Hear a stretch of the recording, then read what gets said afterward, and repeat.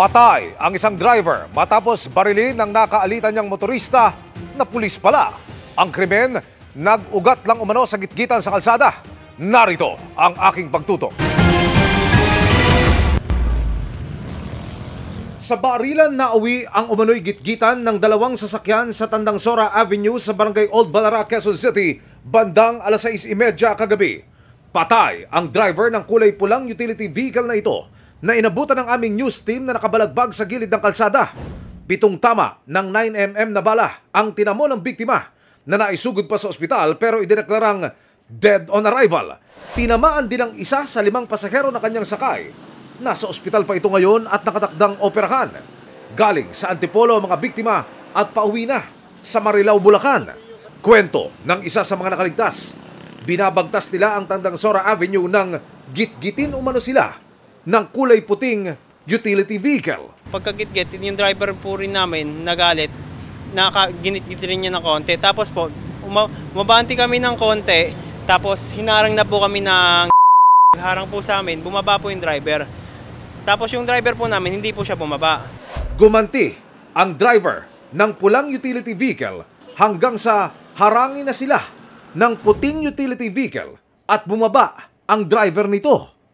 Sinuntok pa raw ng driver ng puting utility vehicle ang driver ng sasakyang kanyang nakagitgitan bago naglabas ng baril at ilang beses na nagpaputok. Sinuntok niya po yung driver namin. May dala na po siya ng baril, sabay pong putok. Hindi po na nakapalag.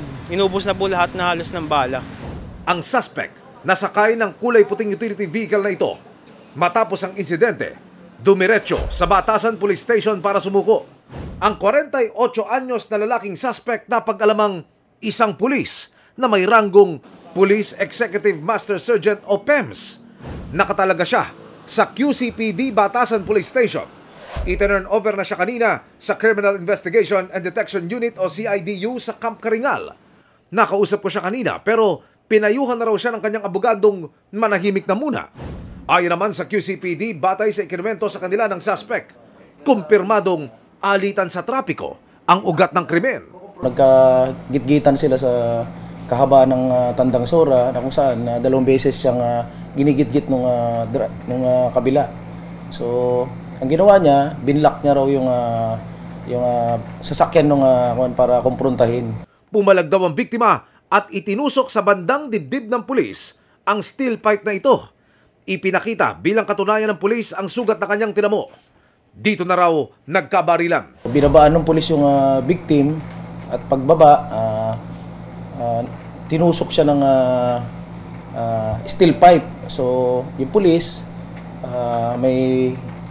may baril sa katawan at naputokan niya yung biktima.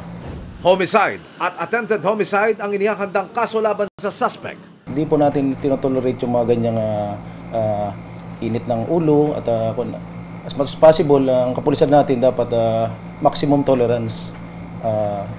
Lagi nating salang-alang na hindi ginagamit ang baril sa mga ganitong init ng ulo lang. Para sa GMA Integrated News, Emil Sumangil, nakatutok 24 oras.